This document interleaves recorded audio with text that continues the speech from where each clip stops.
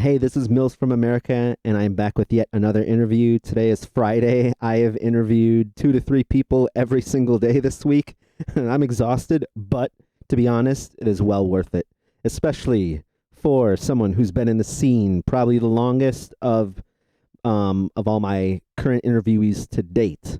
And we're going to talk about the whole 10, 20 years and later. But for right now, your name is. Roxorloops. Jeez, jeez. I shouldn't chat. I shouldn't chat.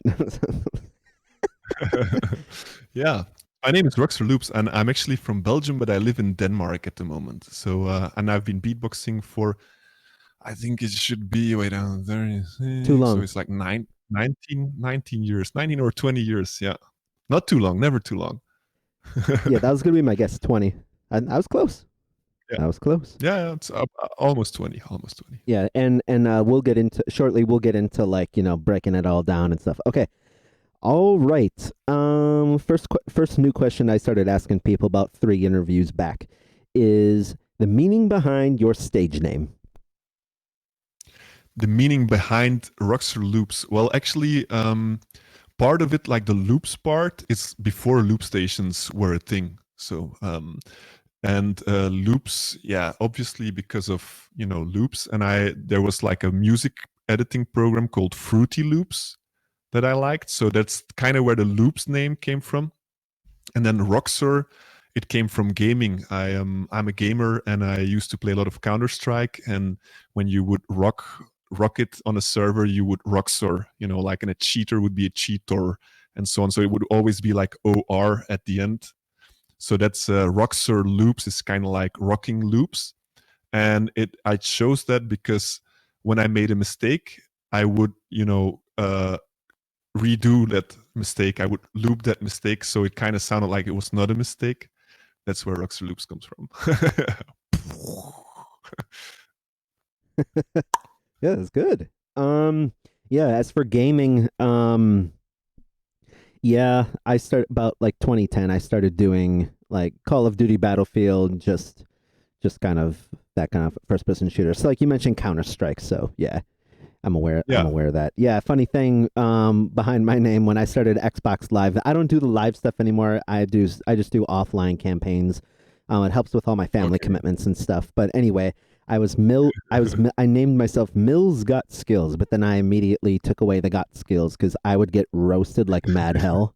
Yo, I see the Mills, but I don't see any got skills. Mills doesn't got skills. Swishbeefbox.com. I'm just kidding. No, but yeah, and then yeah, now actually a lot of beatboxers play games, or the famous ones, or all my friends, they've played Counter-Strike. What about Bunny Fluff? Yeah. Bunny Fluff. Yeah. Is that codfish? Actually, like I played some League of Legends with Alexinho a couple of days ago. Yeah. Yeah, he's a partner in playing League of Legends with me. Yeah. That's funny. Yeah, I remember doing this. Joining a live stream or just watching a live stream of Inky and Balance playing the newest Call of Duty game. Oh, cool! I didn't know Inky played as well. Yeah. Yeah. See, all of them play. I mean, all beatboxers play games, I think. Gamer life, beatboxer life. Yeah. In fact, one of my recent interviewees was saying how that's actually how he got into beatbox was so if memory serves me right, So Close to Toast beatboxed primarily on like Xbox Live or something, and then that kind of inspired that interviewee, and then one thing led to another, and here we are with that person. So yeah, it's interesting. Like gaming and beatboxing, it's I've even seen some Discord servers where like they make very, very explicit efforts to connect the two. Because I mean, Yeah. honestly, wasn't Discord in particular invented primarily for gamers, and then that's when beatboxers decided to, Yeah, actually, like beatboxers used to, like, we always hang out on voice things. So like the first thing we hang out on was like Yahoo Messenger. That's before anything. Then You're there so was old. MSN Messenger. Yeah. And then like the first like those things on Yahoo Messenger, like on Yahoo Chat, maybe it was called, you could go in rooms and there were like hip hop rooms, for example. So you would go as a beatboxer, you go into a hip hop room. Mostly they were rapping there, but then you would drop a beat and it was like, whoa, super cool. But The fifth then element later, of like, hip hop. yeah, exactly. Like we belong somewhere, or don't we? um, but I think like the biggest hits then was Ventrilo and TeamSpeak. Those were like where we really had beatbox servers, like servers only for beatbox or like mainly for Yeah, beatbox. And it's the same thing that gamers use, right? So that's why I think it's a very big connection there. Yes, I wonder if Ventrilo and TeamSpeak are still big, or now is it? It seems like Discord, honestly, is like the biggest new thing. Yeah, I think there's still some TeamSpeak going on. Ventrilo, I don't know. I think TeamSpeak kind of took over Ventrilo in that sense. But yeah, I recently was actually on a TeamSpeak with some beatboxers because they claimed that the sound quality was better there. But I don't know. Like it's constantly evolving. So maybe Discord, also like the video on Discord. I didn't know it could be good video. Now it has good video, right?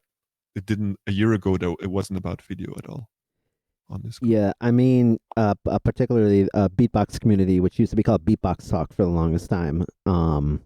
Like like they up their efforts with video, but I'm wondering if it's just them or if it's all of Discord. But anyways, cool. All right, a non-beatbox background about yourself, such as the meaning behind your signature hairstyle. My signature hairstyle. Well, the thing is that actually, like, I never cared about hair or looks. You know, like it never mattered to me whether you look like this or look like that. And in my old school movies, you can very clearly see that my hair is just, you know, like everywhere. And during the years, my hair has changed so much. Like I used to when I first started beatboxing, I had long hair, like hippie long Yeah, hair, I did my and then research. Yeah, I saw it. Yep. I saw it, yeah. And then, you know, like it was like John Lennon style, Harry Potterish, and like my hair is just, I didn't really care about it, so I just tried a couple of things, and then my recent haircut, like now it's gone. Like I had the mullet, so you know, like shorter in the front, longer in the back, like German football players from back in the days. Um, and that actually it came from I like mohawk. I always liked, you know, like shaved on the side. It's still like that actually, like, and if it stands up, you know, so it's short on the sides and then standing up here. I always thought it was cool, like punks and stuff. But then a couple of years, like 10 years ago, I started doing role playing games. So like live action role playing games where you dress up and you go into a field and we're like 500 to 1,000 people and everyone is dressed up as a special character and has their own, you know, it's a lot of fun, but it's also very nerdy. And I got into, you know, the Aztec Mayan, like the Native American style, and they also have like mohawk and then long hair in the back. So that's kind of like where my latest hairstyle was inspired from, or why it got there. Because I'm a live action role playing nerd. Yeah, you just Yeah. went full nerd on me. You just went full. Do you know that? Do you know live action role playing games?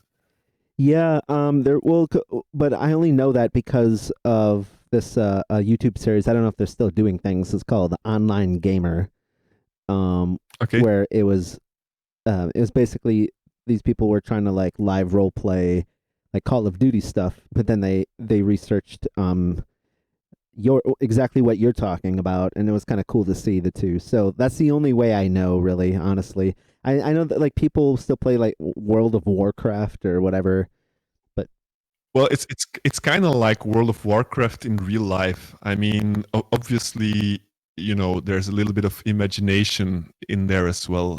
You know, there's no like everyone is dressed up. So, but the better you dress up and the better you like make everything around you look authentic. You know, the more immersive it is, and it's like it's just a lot of fun to be, it's like 4 days or something that I go with my friends, and we're camping. So you're sleeping in tents outdoor. It's like a festival. There is music. There are battles going on. There's like, it's just, I mean, like fighting battles with, it's sword with like latex around, or axes, or you can have any kind of weapon. And so it's like, it's safe. It doesn't really hurt when you get hit, tiny bit, but not really. You can't break someone's bones or Paintball something. So level or not? yeah, it's kind of like, yeah, it's kind of like paintball, in the sense of like, I think it hurts less than paintball. So there you go. That's good, Hey, I would say. something unrelated. I just realized. When I edit your thing later, I can simply unclip or split off your video and your audio, and I'll just like shift the audio over like like a half a second. So anyway, yeah, Yeah, yeah. I've been that's paying attention to everything you're saying. Yeah, great, great, great, great. at the end. Maybe I can do like a clap or something, so you have a visual, and then you can like Oh, and easily. I've actually kind of trained myself in like seeing the exact lip movement. Like if you say Okay, like hey, reverse lip syncing, actually, hey, or like. sinking. Uh, Hey, that reminds me of the hilarious I think it was like Collapse and D'Lo. They or no, I think it was even further back, Beatbox House, when they did the thing of like guess or like try to mimic the oh, exact pattern, but you can't hear. yeah. I think I saw that. Yeah, that's a good one. Lip reading Yeah, yeah, beatbox, yeah, kind yeah, of yeah. like, yeah. Like because things are so they're not so many always so much lip stuff, but I feel like and we'll eventually get into like old school style versus like new school style with like so like if you were to do inward bass and but it just looks like Yeah, yeah, exactly, exactly. how Yeah, are you supposed yeah, to yeah. mimic But that? it's actually like, people always told me, like, when you would see a beatboxer or a clip of a beatboxer, the mouth doesn't move as much as the sounds that come out. So it kind of Exactly. looks a little bit fake, but yeah, I mean, magic. Did you just say that beatbox Ma- is magic? Yes. Shout out to Beatbox is Alexander Dayanov from Bulgaria. Anyway, all right. Yeah, like if I'm ever on a stage, I want to uh do like the okay, and you've heard it first. Loop station is also anyway. magic. Oh man, I just gave away my one of my tricks. Anyway. Don't copy my tweaks. Don't copy my tweaks. Silly rabbit. Tweaks are for Alan. Anyway, okay, I'm getting off topic. All right. Ask me one more of those juicy questions. I like them. I like Juicy. those questions. Oh, I got a lot of juicy questions for you. All right. Okay. All right. Your solo beatbox background. Basically, I started beatboxing because a friend of mine was doing it, and I thought it was cool. Then I heard Razel doing "If Your Mother Only Knew," and I was like, "That's not real. That's magic." There's some cheating in there. Is that the Then drum and the chorus at the same time? What? Yeah, Shout at out the to same time. yeah, like shout out to Reeps' documentary. I think it was like episode 1 when it was Razel saying that. But anyway, Oh yeah. Saw it. Yeah, yeah. Well, when I saw that, I was really impressed, and I've always been into magic tricks, and also into rhythm, like drumming a little bit on stuff, and so yeah, it was an easy matchup to like. Okay, I thought it was super cool, and then I saw the Belgian champion, the unofficial Belgian champion from back then, and he was beatboxing, and I was like, okay, I have to learn that. I have to learn how to do that. Then I think after 2 years, like we had back in those days, so that's what year is that? Like yeah, that's in the early yeah, 2000, like 6 or 2000, 3 2001. or 1. Yeah, 1. Okay. 2001. Yeah, there were no, like, you couldn't, there was no Facebook or anything, so you couldn't really connect with beatboxers. And I actually looked online for people, like their email addresses or something with beatbox in it. If they had a name with beatbox, then you could maybe connect to that person. Um, and then we had some like underground battles in Belgium. And the first one I joined, there was rumors because, as I said, there was no Facebook and stuff, so you would hear about this guy from a city further on. So that was the real the real hip hop style, and people would say like, "Oh, the guy from my city is better than the guy from your city." That's actually where battles came from. Yeah, so it's like that. That's it wasn't really like I'm better than you. It was your homie saying, "Hey, my homie is better than you. He can kill, he's killing you in a battle." So that's where battles came from. And then I went like to a battle where there were Fatty K, and I heard about Fatty K. I never saw him live. I never heard him because you couldn't. There were no sound files of anything. Um, and Fatty K was there, and Roostix, and those two guys I heard about, and that they were really good and stuff, and they were actually really good.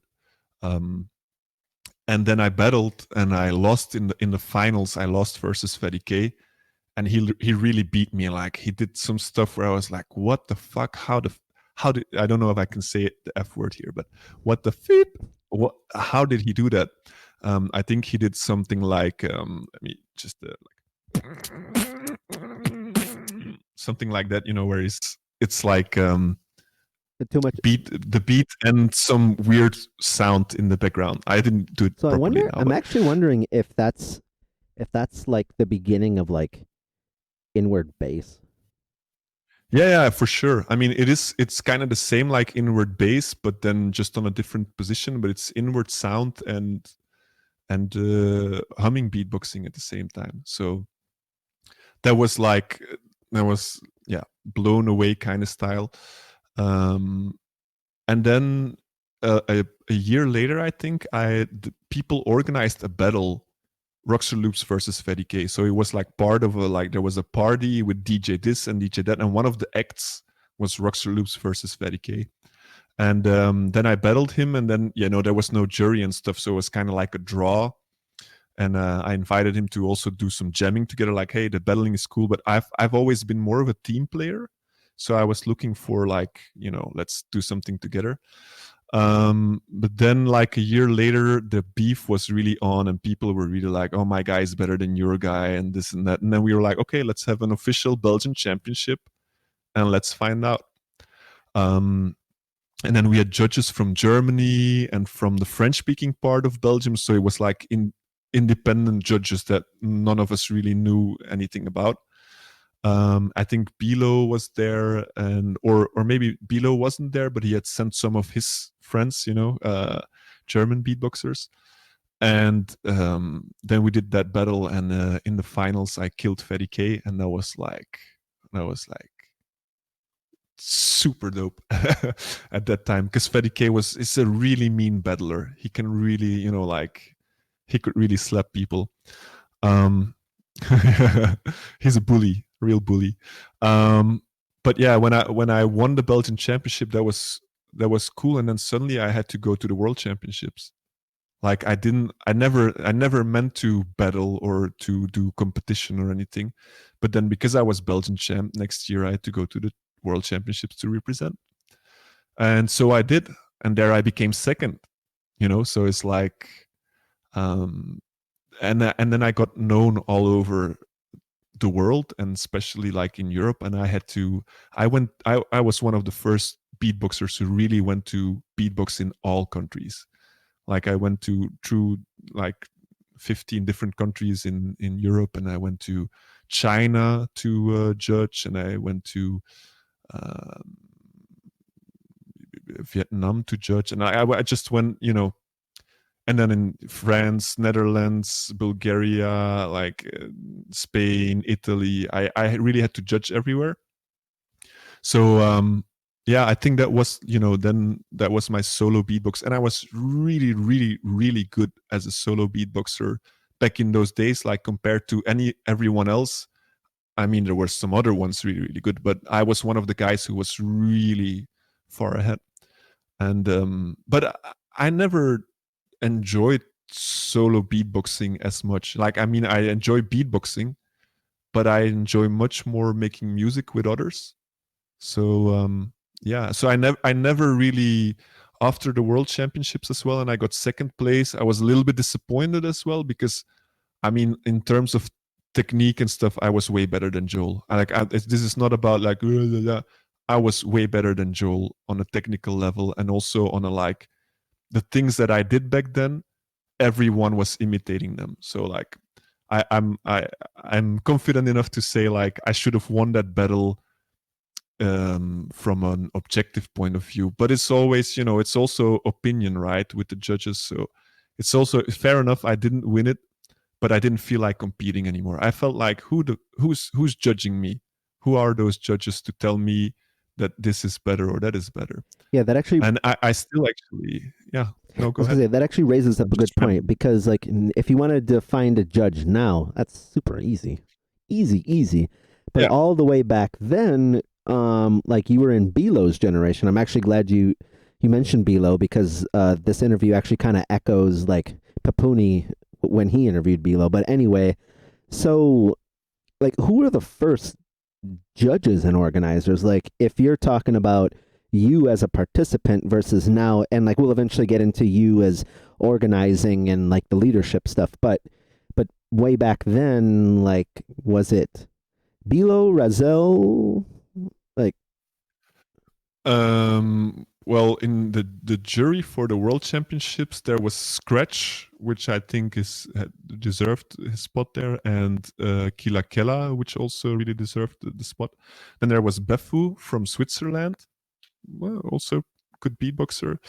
Then there was Kid Lucky.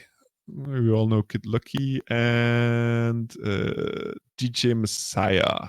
I think is a German guy, which was a little bit like, why is he in there? I mean, like, I guess, the jury is very varied and stuff. So I don't want to complain about it, but yeah, I think those guys, they didn't know what was happening.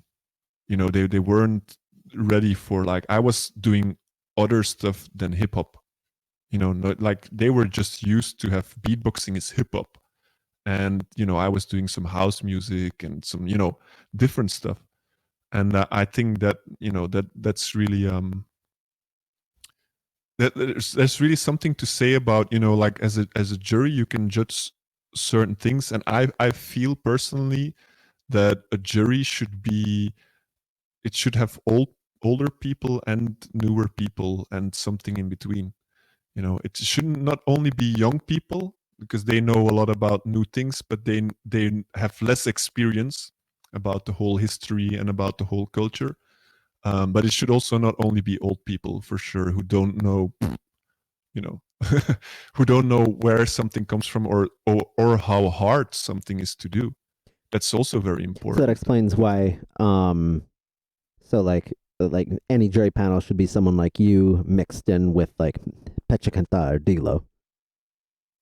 Yeah, yeah, yeah, for sure. Like, it should never be only old farts like me, or only young new guys like Dilo. And I mean, uh, Dilo is really good, and I think what's important about a judge is also to have an opinion. That's something that sometimes, what I don't like to see, and while we're talking about judge anyway, I don't like this. Like, that's in my book, that's like, then you're a bad jury. And let me explain why. Because as a jury, your job is to choose A or B.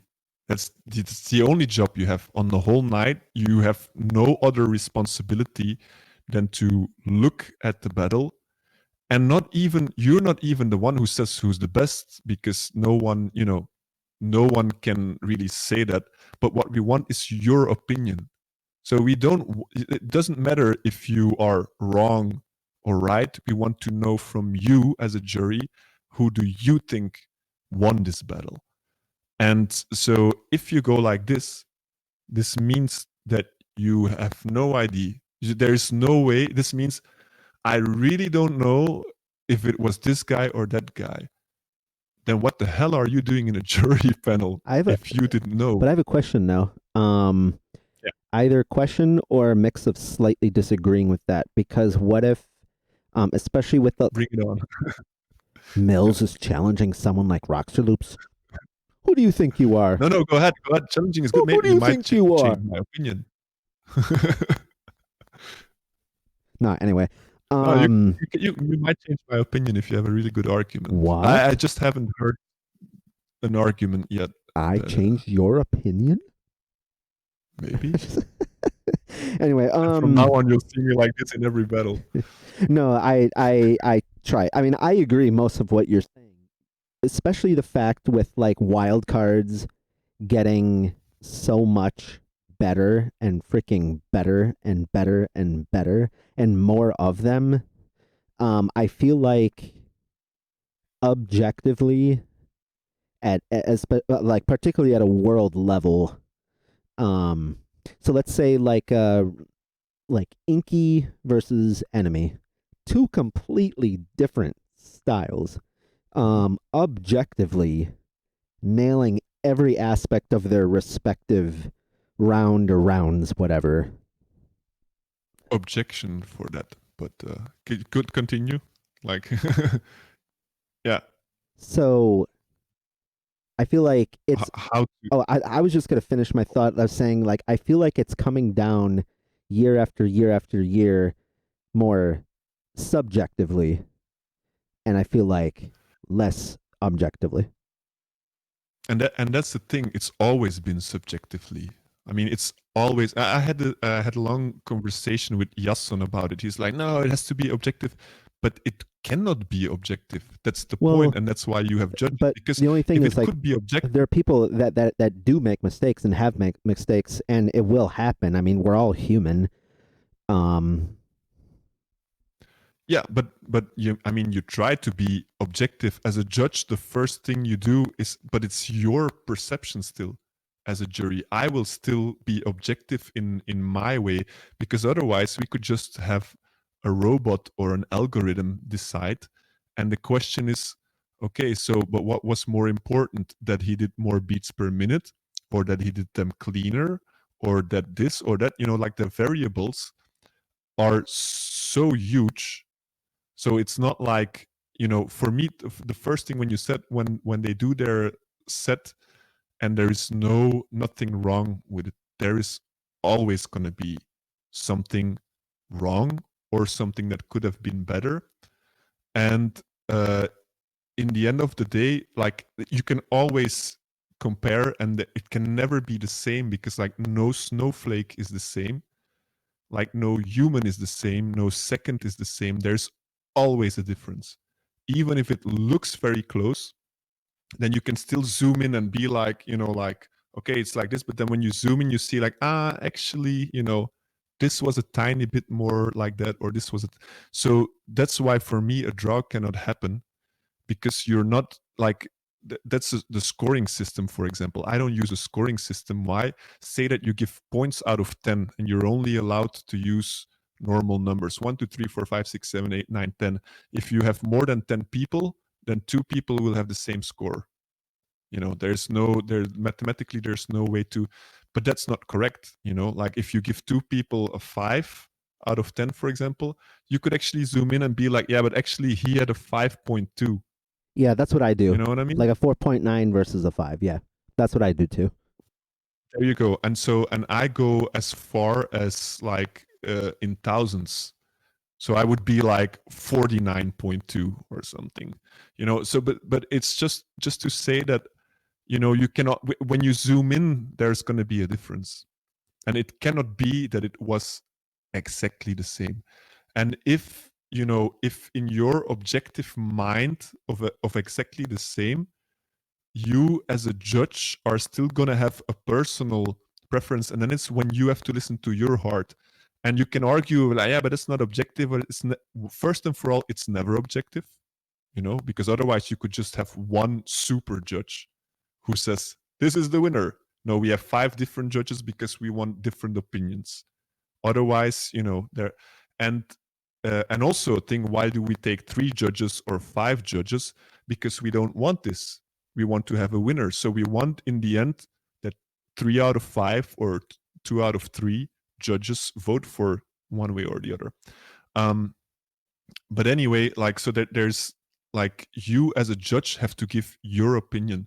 So for me, I'm not going to be like, yeah, but I rather hear house music than drum and bass, so I will vote By the for the way, I'm house so music glad guy. you're I'm like never that. like that. I'm so glad you're like that. Oh my god, because like with my loop style, I try to do many different things. So thank you. Oh yeah, yeah. I mean that to me it's like it's not about that. It's not about your personal preference of like, yeah, but I like this better. It's just what did you think was more important for you and was better. So for example, I will listen to groove and musicality. For me, actually, like also a little bit about musicality. Musicality doesn't mean that you sang some notes in between. No, musicality means that it sounded like music, that it sounded like, you know, something you would listen to. For example, a groove. Groove is part of musicality. If there's a good groove, you know, and you would bounce to it, that's musicality. If the groove is slightly off and like, oh, you're just not nailing it here and there, or you know, you speed up in your rolls, that's musicality. So the rhythm is a big part of musicality. Obviously, also tones. If you sing out of key, you know, it's not musical. Even if you like, you know, yeah, but I was singing and beatboxing, so I was more musical. No, if you were singing out of key, you were not more musical. I'm sorry, like that's not Yeah, because like musicality. that to me Musicality is where means, that to me is where it gets objective. Like if you like if your intonation is out, like your intonation is out. Like if it came down to two people doing great and one person was way better in tune than the other. yeah, well, exactly. So there you go. So that's one of the many things that you could like tune into, and like where it's also like it's quite impossible to be perfectly in everything, but it's also what you compare it to, you know. For example, like for me a good example is Michael Jackson, his performance. There's one of the performances, and to me it's like, yeah, but you know, that's just perfect, you know. It cannot be more Michael Jackson than Michael Jackson, because I'm comparing Michael Jackson to Michael Jackson, but he might look at it himself, and because he has more knowledge, you know, he has a broader perspective of like, yeah, okay, I was really good here, but in this performance I was just slightly better, you know, because he can see that. And that's why I think that a good jury should be able to see like, yeah, you know, it was like this, but this is slightly the edge, you know, this reply or this attitude. It can be in anything. It can be in the confidence with which you stand on stage, because it's also part of it. You know, if you're always looking down and you're scared, it's you see it as a judge, and is it objective, is it subjective? Yeah, a little bit of both, you know. But so you try to be objective, you try to be okay, he was steady in tempo, he was good in pitch, you know, good in tune. He was doing a very nice, he had a very nice story. It didn't seem like he was just improvising something. He really told something that began and then ended this, you know, like, so there's many things that you can try to be objective on.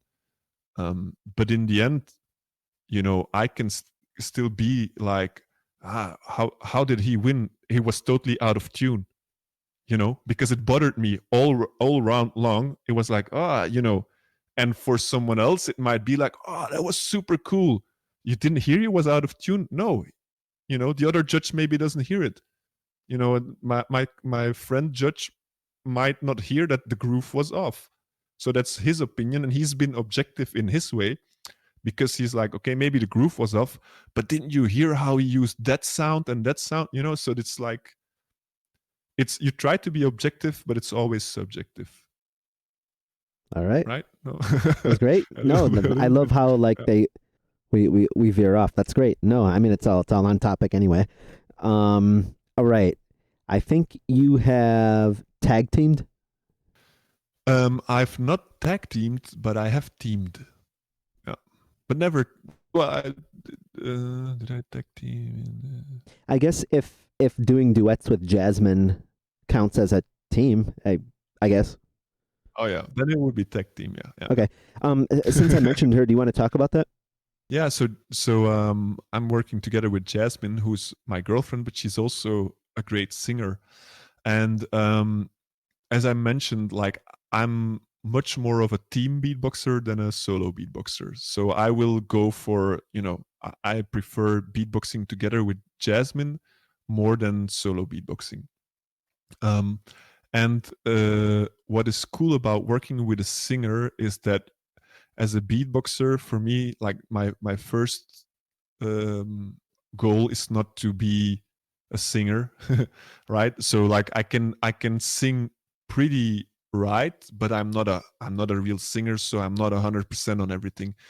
And it's cool to have Jasmine then who complements there, and she's actually also really good on groove, and she's very good on musicality, um, because she has an education as a musician, and not only because she went to school. No, if you go to that school, you're constantly doing music, so you're constantly working with other musicians. She's constantly practicing piano, singing different scales.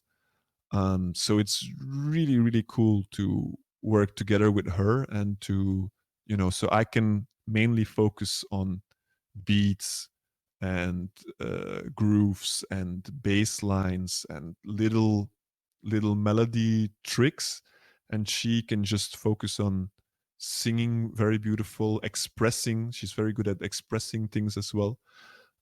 So yeah, it's a really great team for me to be in. Yeah, I think that's great. Wonderful. Your attitude of collaboration, not just do everything myself, whatever. Um, so I want to get off track from my list and talk about Blady Chris Camp. How the two of you merged with him, and then you got to, speaking of education and music, you got to help others. Yeah, I know Bloody Chris since like forever. I met him on the World Championships actually, and then we've been connecting on the conventions that followed. And so when we would go to conventions, we were like hanging together. And then he invited me to come to Poland. And actually, I was back in the days. I also had a girlfriend who was a singer. Her name was Karen, and we actually went to Poland, and then we performed together with Bloody Chris and Karen and me.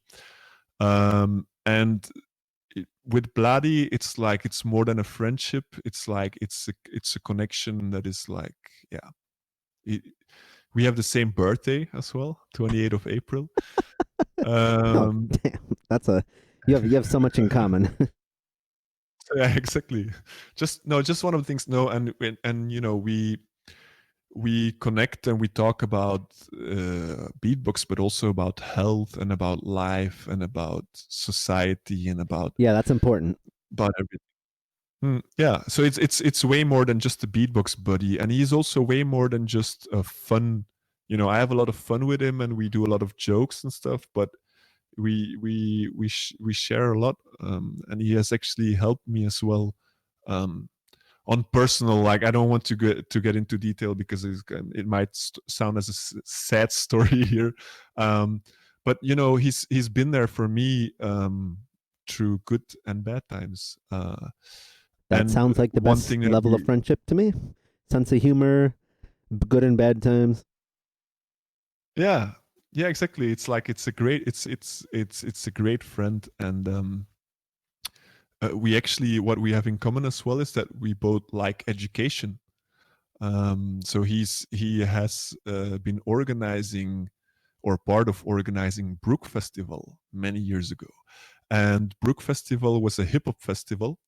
So where you could have dance lessons, hip hop dance, and all kind of dance lessons, beatbox lessons, DJ lessons. I I think graffiti and lyrics I don't know about, but for sure dance and DJ and beatbox.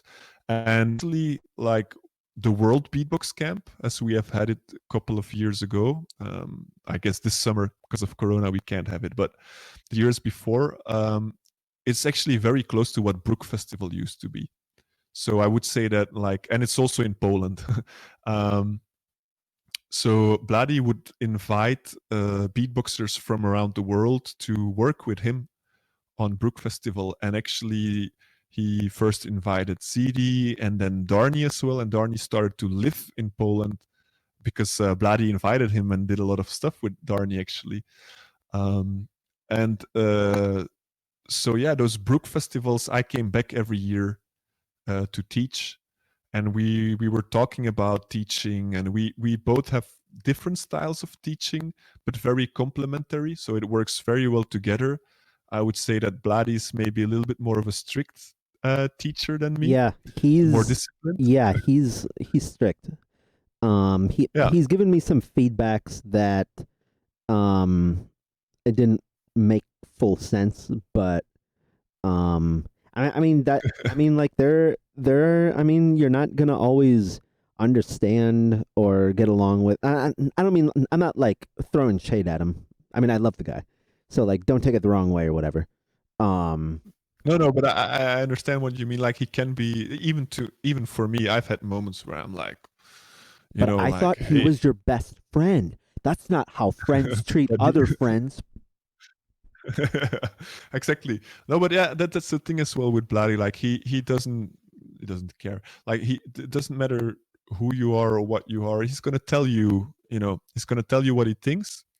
So and but it's maybe not always what you want to hear, or it's maybe not always right even, but it does make you think. And I think that's one of his strengths as well. Like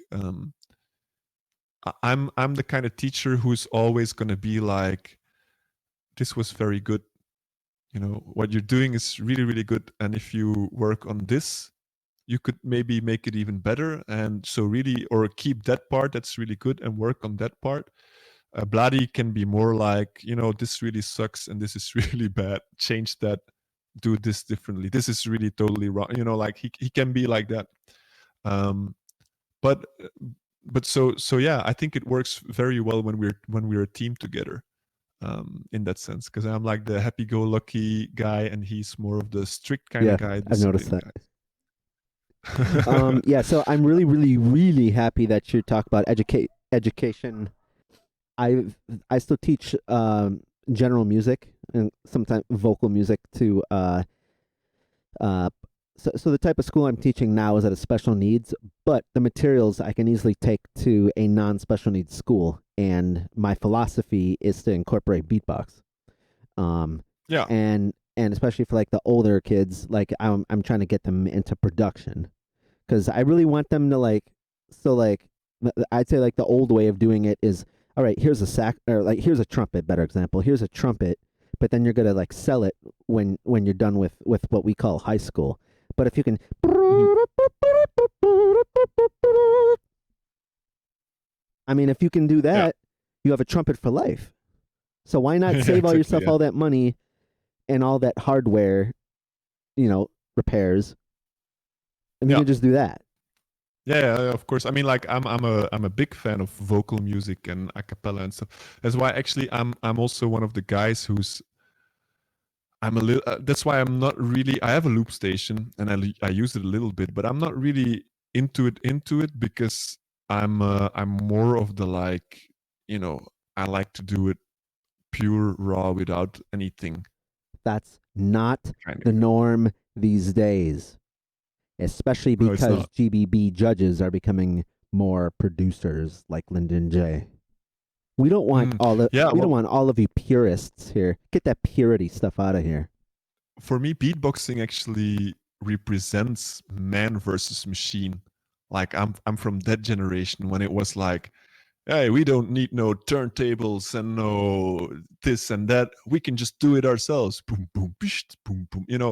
I'm from that generation, and I can see that it's this kind of like it's machine versus man, and then man versus machine, and then machine and man versus machine versus man and machine. Like it's kind of like interweaving. But I'm the guy who's like, I like it if we can just say that there was no electricity and no nothing, and I could just be, by myself, or preferably with like 4 or 5 other people, and we can make music sound like, with harmonies and beats and Yeah, like everything. Yeah. harmonies and vocal stuff. I mean, it's like the old school of like MB14 and Thorson versus Yeah. now it's like all these bajillion second devices, and it's like such a production battle now.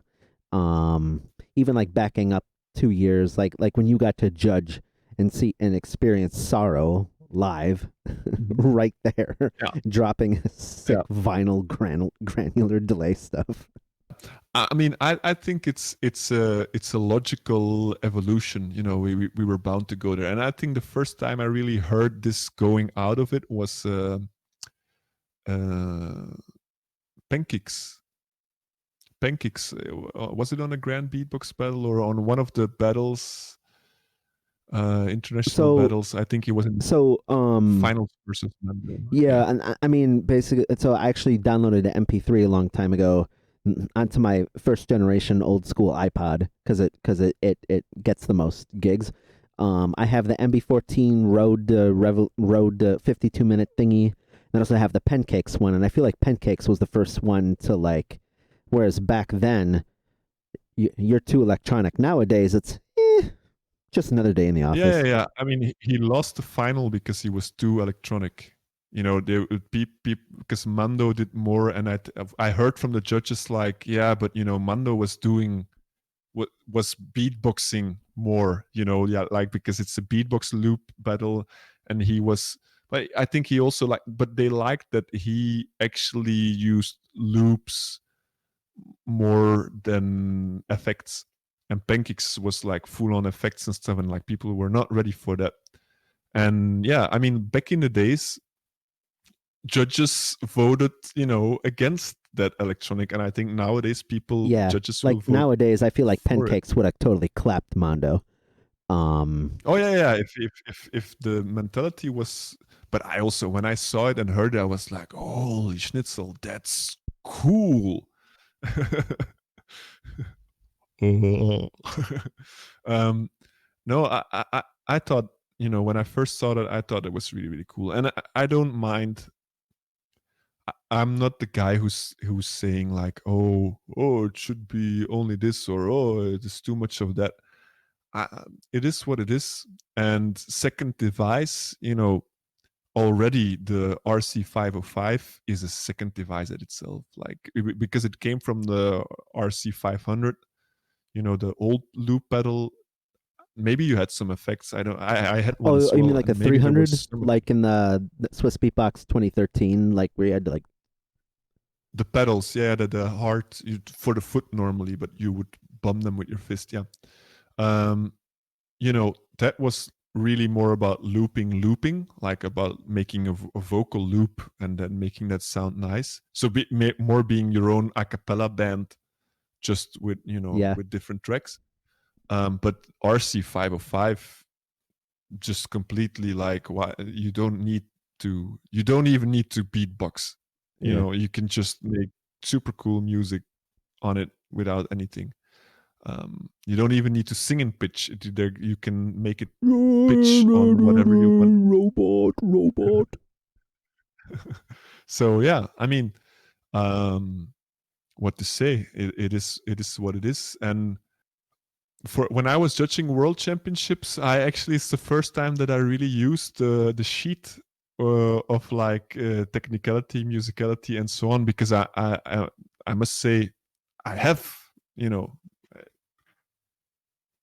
I have the loop station. I know how it works.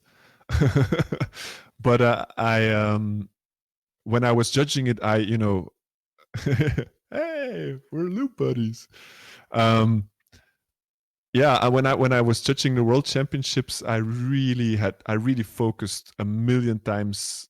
Well, I wouldn't say I focused more than when I'm judging solos, but you know, it was a million times harder because I'm not a pro on it, and I had to think of like, oh, he's using this and that, but who's to say, you know, at the end of the day, is it about the beatbox skill? Is it about the skill to like in time push the right button, switch it up again, put the effect on, and go let it all go? Is it about your physical skill of that? Is it about the idea that you had, like you were creative thinking out of the box? Oh, if I put this effect on that effect and then I slice it like that, like, so, you know, what to judge again, right? What is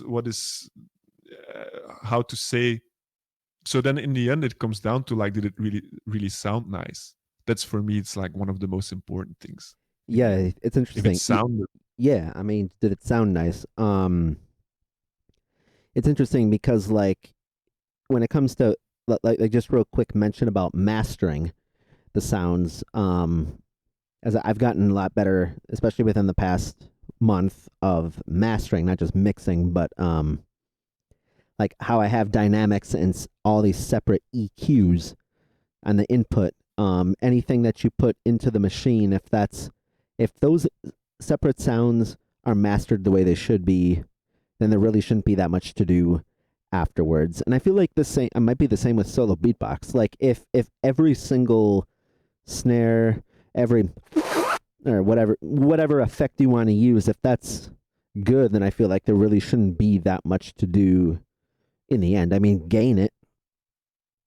yeah. But that's I'm also that kind of beatboxer. Like I like beatboxing without a mic, and it should sound good without anything. You should have mastered and EQ'd yourself in your mouth, and yeah, like I'm not a fan of.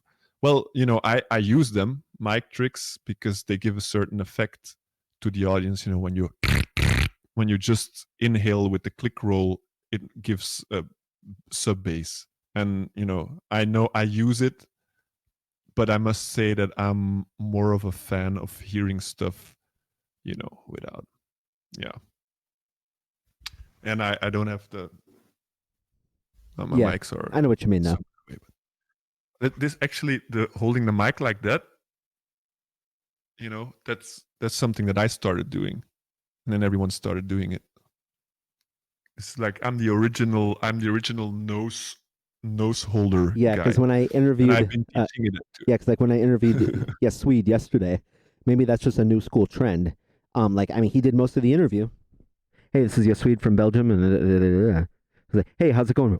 Yeah, like this. Hey, wanna, Yeah, you know, exactly. It's like it's this, and I mean it's very logical, right? So you have the nose in it as well and stuff, but yeah, I don't know.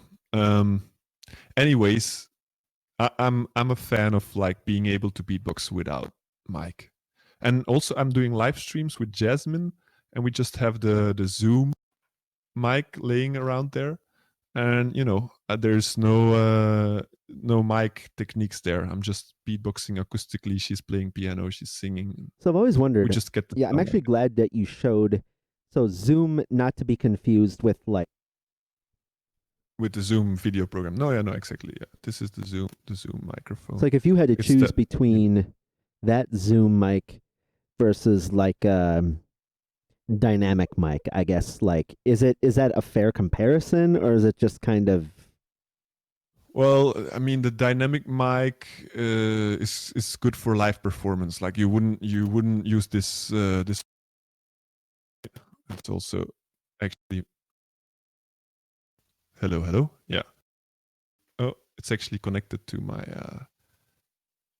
This mic goes into there because he has different inputs as well. But I would on a live show you need the dynamic mic because of acoustic reasons and stuff.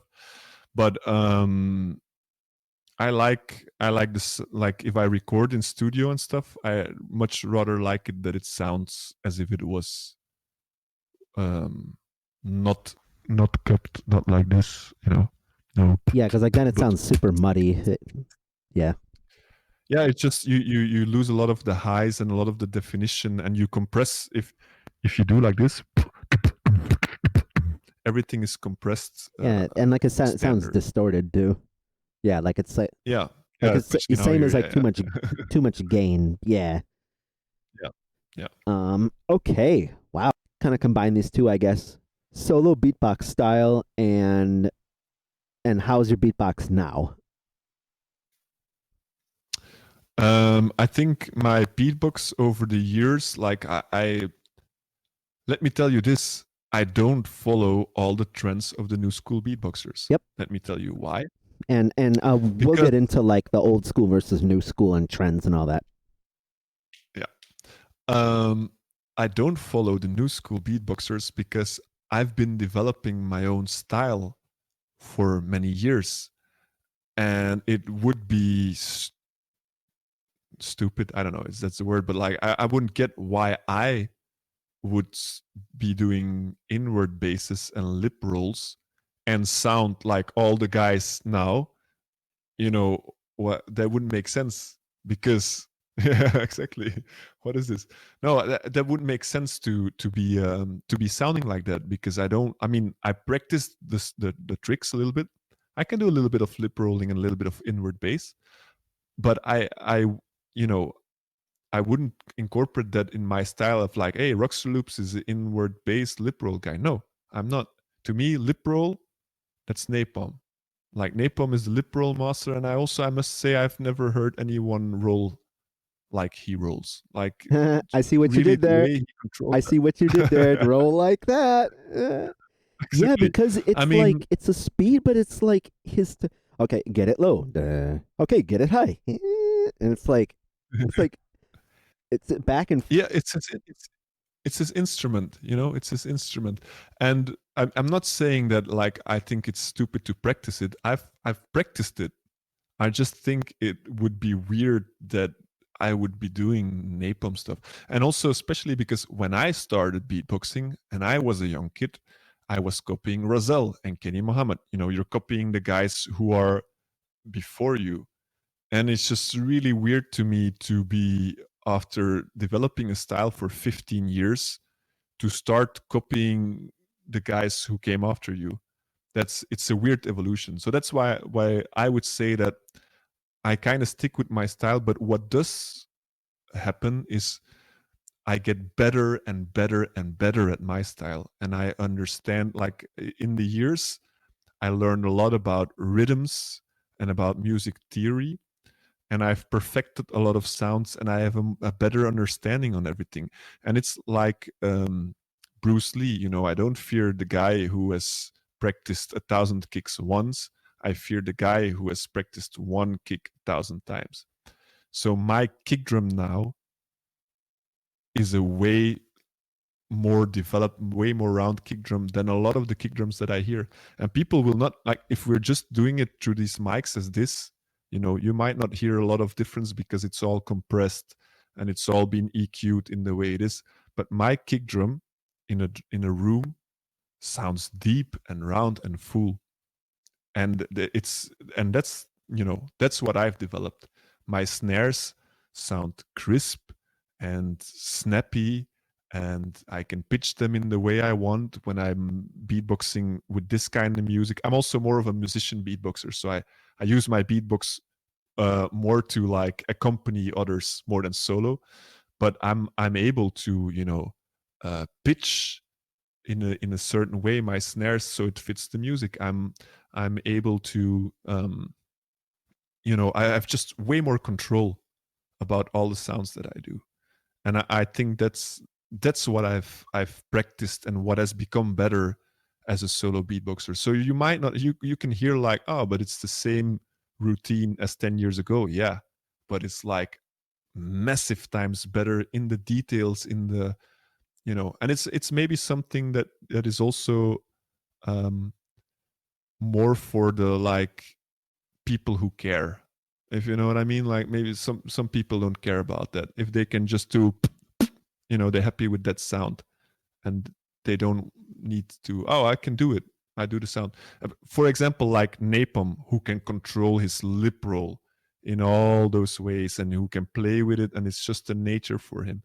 That's exactly that. Like if someone says I can do lip roll and like this, it's like, yeah, well, yeah, you can do lip roll, but you cannot really, you can't roll like that, you know. I mean, you know what I mean? Like there's a difference between a lip roll and a very well practiced lip roll. There's a difference between a hi hat and a very well practiced hi hat. Yeah, just Yeah. like So just like vocoder with inward bass. It's the yeah, exact same thing. yeah, exactly. Yeah. Like, yeah, you can do inward bass, yeah, but like I don't care that you can do the. It's like skateboarding, a kickflip. I can do a kickflip, and I land my kick. Okay, but there's a difference between Rodney Mullen doing a kickflip and this guy on the street who's doing a kickflip.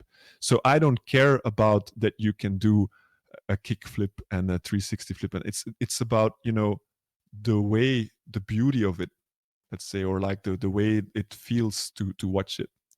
Yeah. To me, Excellent. who am I? Who, this random Belgian guy I found on the internet. Who cares about what I say? Well, it's not like you've done all these things. Okay, anyway. Okay, your experience. Okay, so you international community talked about most of that. Your experience with the Belgian community in particular.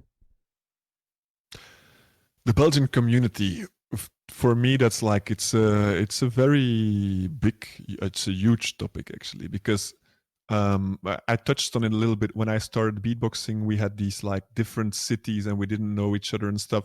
And I'm actually the guy who pushed to get the community together.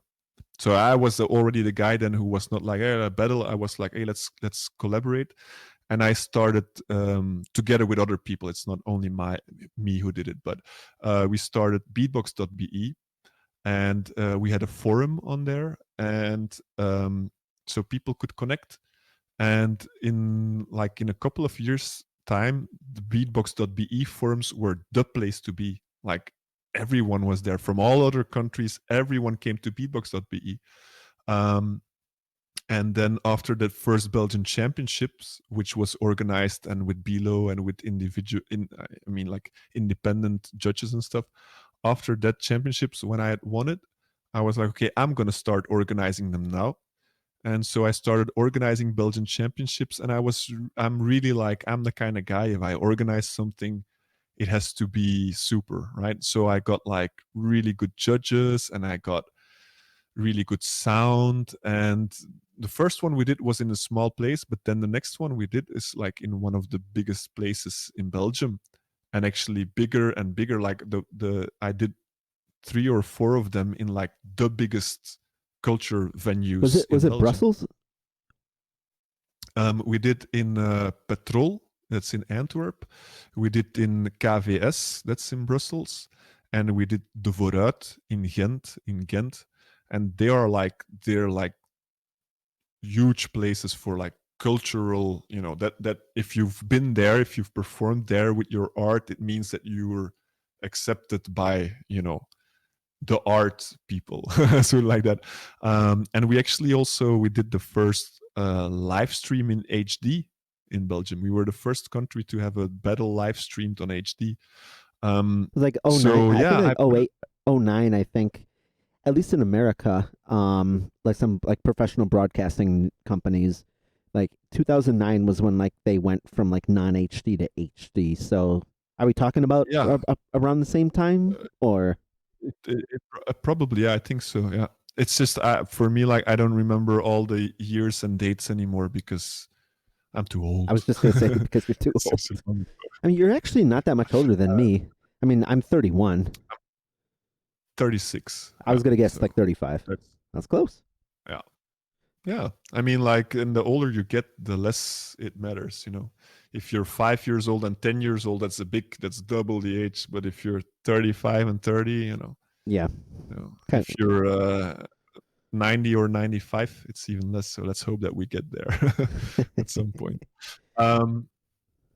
Yeah, but so like I actually helped, and I was very proud that the Belgian community was really big, and also like we had top beatboxers. Like our beatbox, like back in the days, we were top in the world for sure, and our community was top in the world.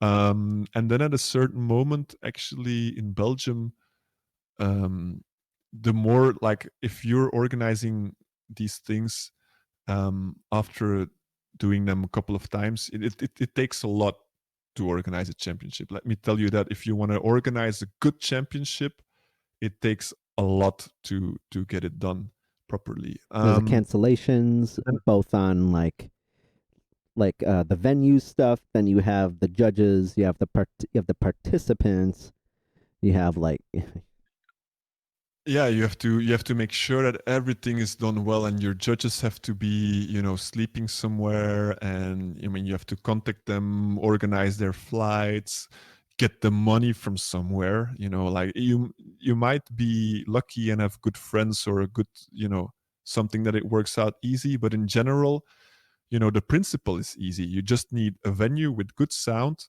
and you need judges, and then that's all you need. But then you if you want it to be successful, you need to do promotion. You have to get flyers and things printed and so on. I think it's easier with the internet, and everything is faster and so on. Like now you can just Google, okay, I need flyers. Oh, here are Google. flyers. What's that? Yeah. 10 I years thought ago it it was like, was I need flyers, do you know a guy? Ask Jeeves. I thought Ask Jeeves was the place to be.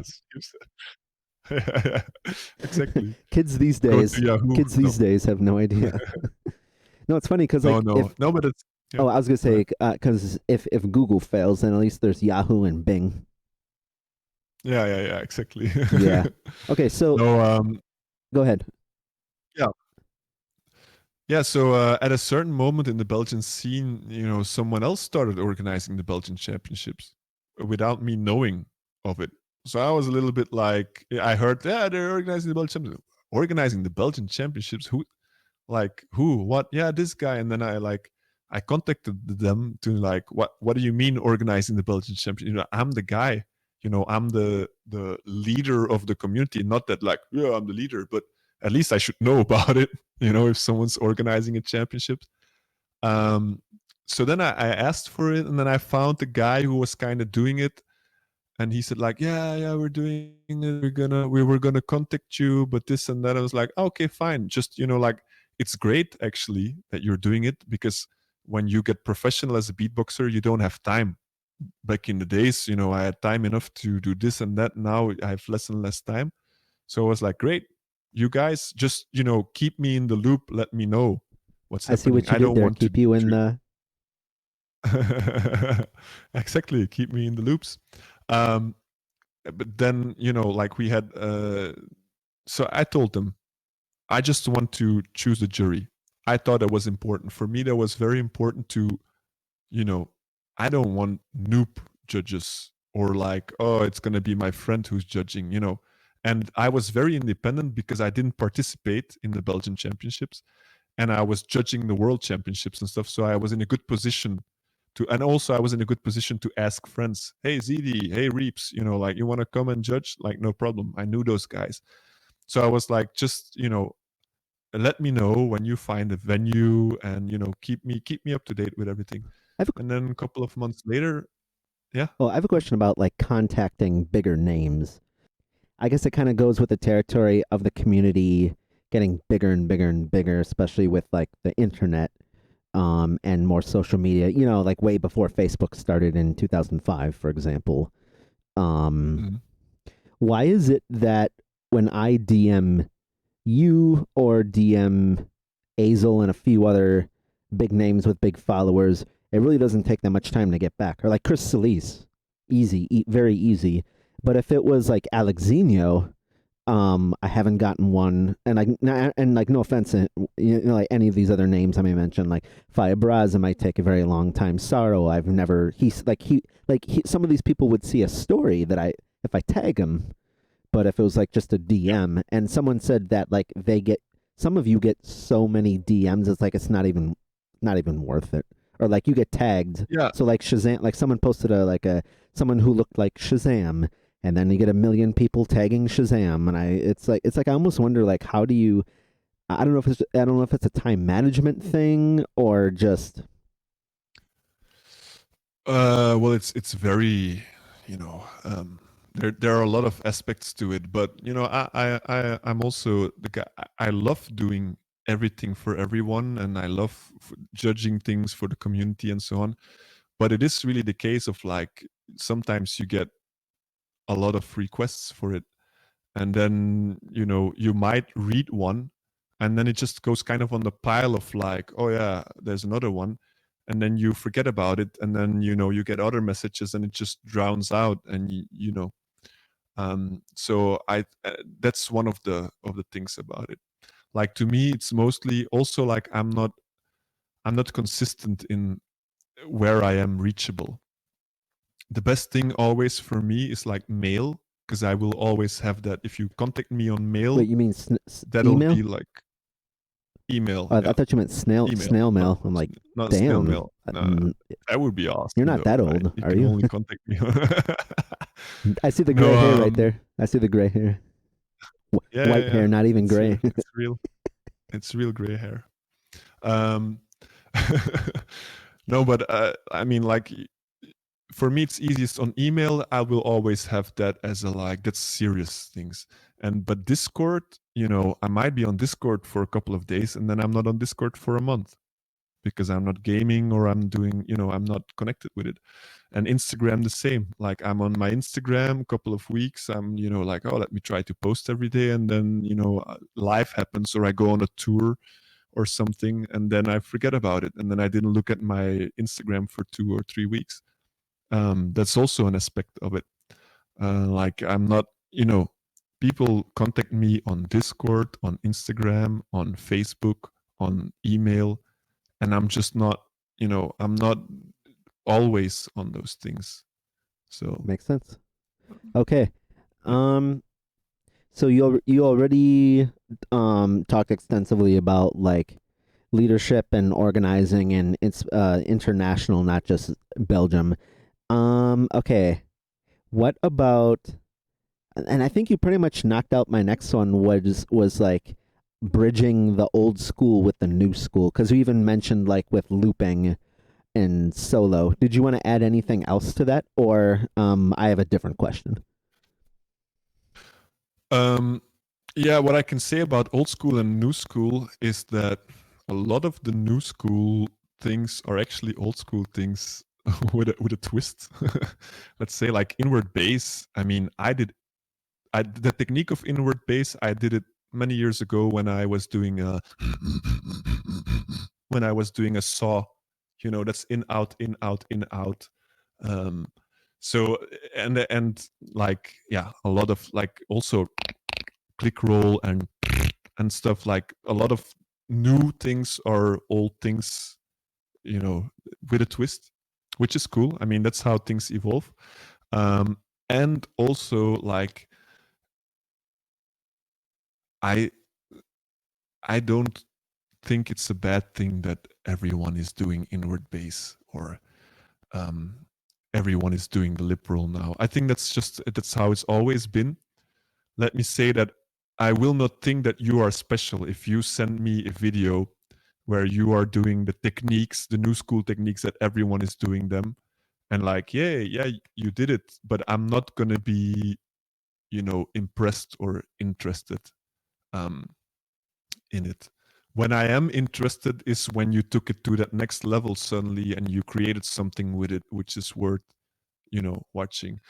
Because I've always been, I've been judging the world championships, and I've been judging a lot of battles, so I've seen a lot of techniques, and it's very obvious when you have someone who is not just, hey, I can do the newest things. No. Like, for example, a napalm, for example, B-art. When I go judge the Dutch championships, you have 20 people who are doing the lip roll or whatever, like, or whatever the hype is. Lip roll is just for me like the hype thing, but you know and there's one guy who's doing something else, way different from, in terms of sound and techniques, of everybody else. That's what I would say, new school worthy. That's cool new school. So when there's a guy who takes something to a next level, then it's cool. And if not, I don't think it's that interesting. The styles that I hear everyone doing, it's not interesting.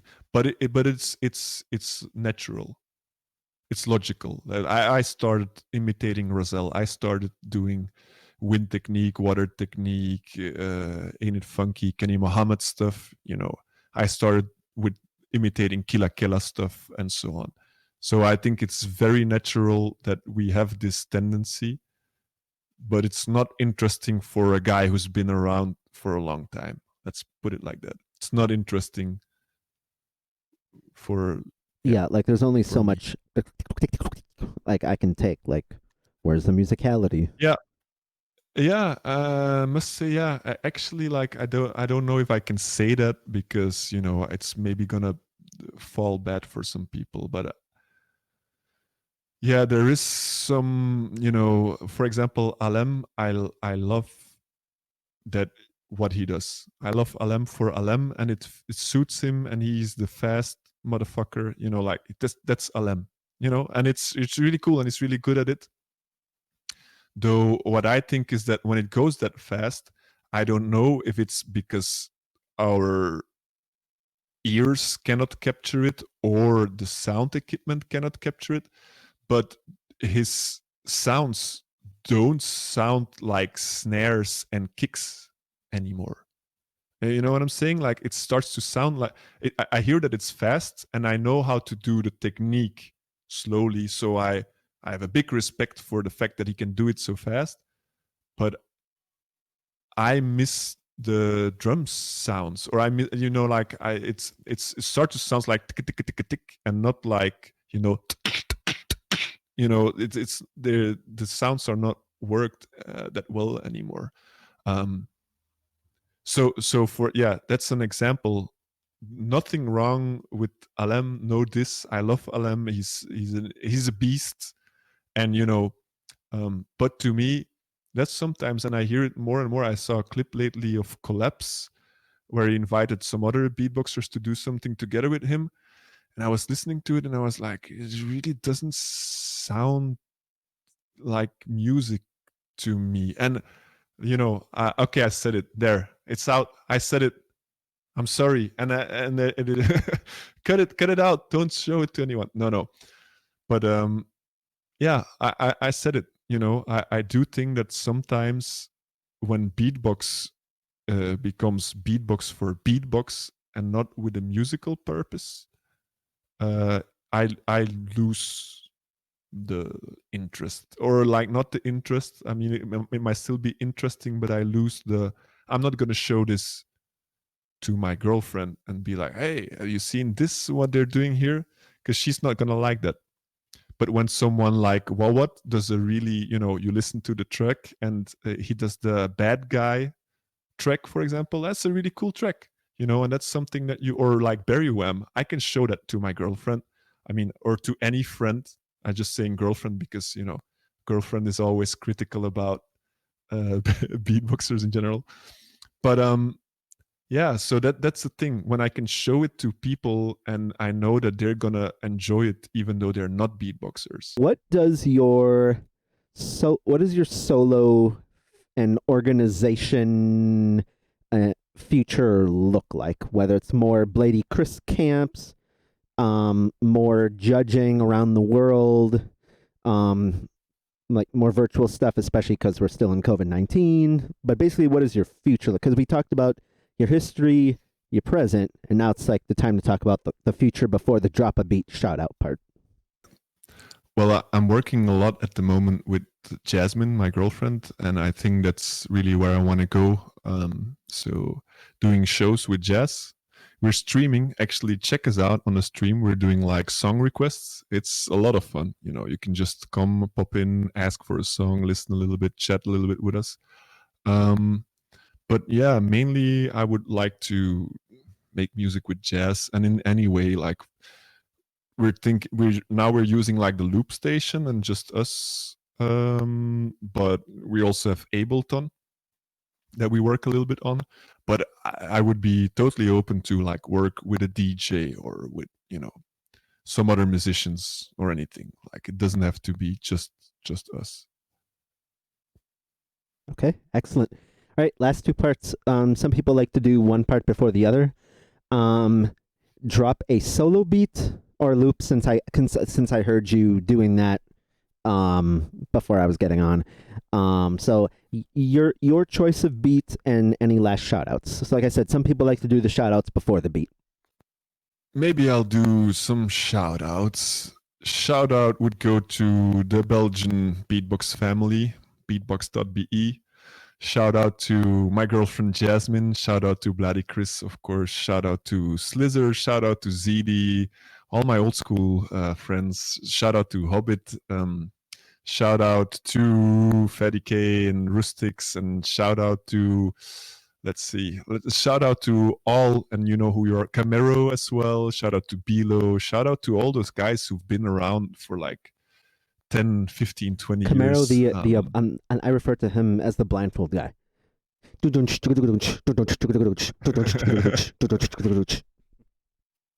do that? I didn't even see him do yeah, that. versus Sorrow. Okay. It's like where he blindfolded his eyes and his mouth, and then he looped. Just a simple like just anyway. Oh, cool. Oh, yeah. Hero. He's a hero.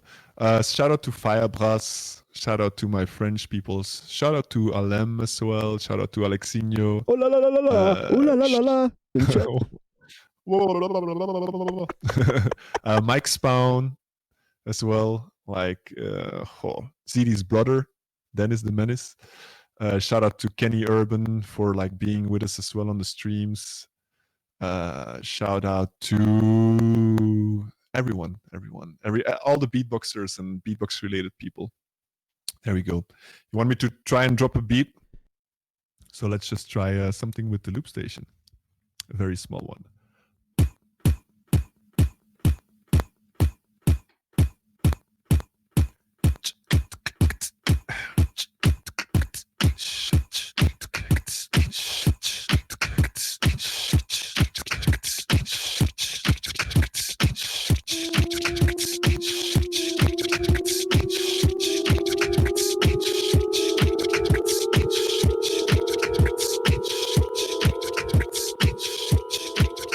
Weird stuff going on here. Actually, let me redo that. Let me redo that last part. Here we go. Maybe a little bit faster.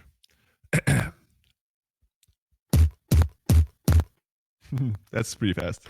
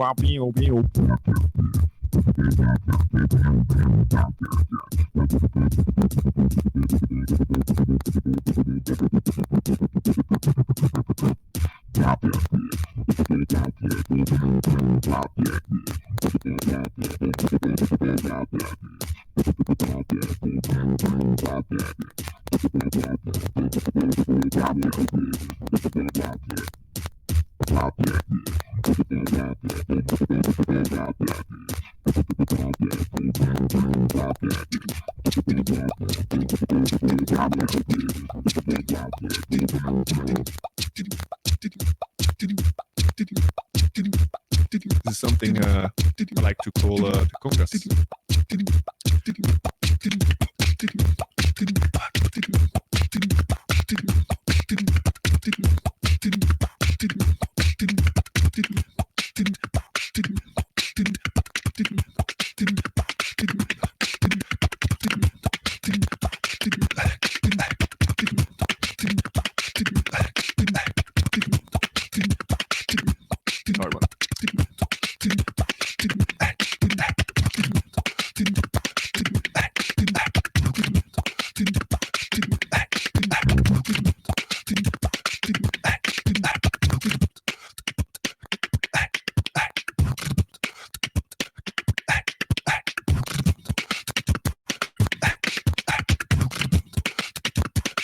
That's the hard part. Normal one.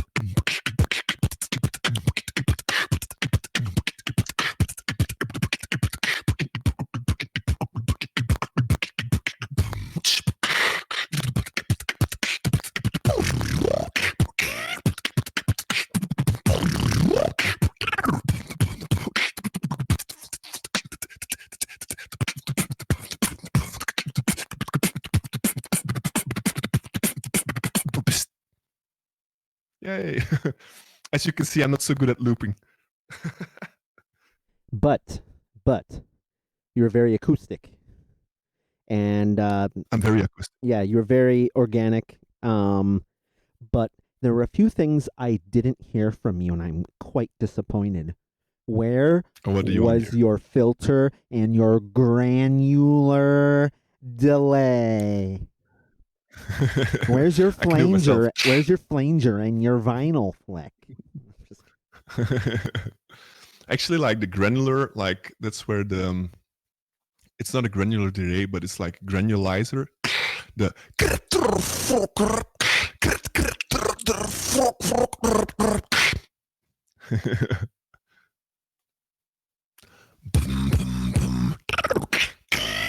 oh yeah.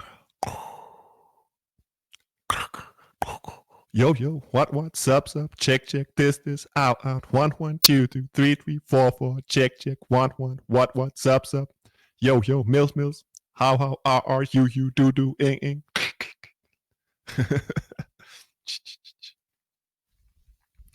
Imagine that.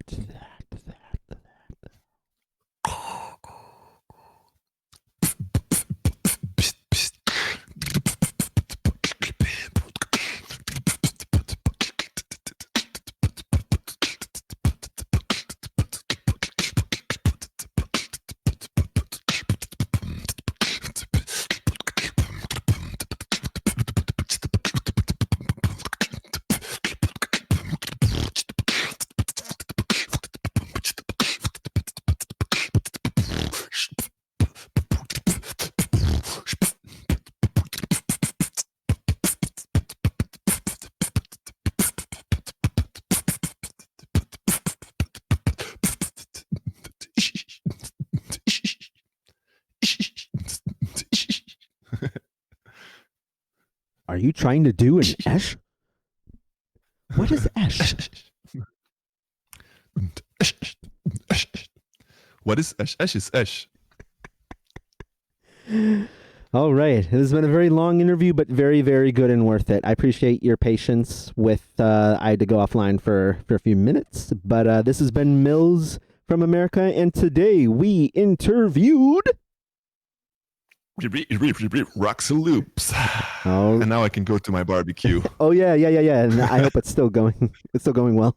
Yeah. It's like these heat bricks, like the palm thing. So it's really good. Now it's like hot and it stays hot for a long time. So Okay. on goes. And actually, I'm a vegan, so like it's all the meat are all vegan. Okay. All right. Vegan burgers, vegan sausage. Okay. And then some mushrooms and some bell pepper and stuff as well. But yeah. Veggies are important. Yeah, they sure are. Okay. All right, man. Esh, thanks so much for the interview. It was a lot of fun. Yeah, actually. It was. I learned a lot. Yeah.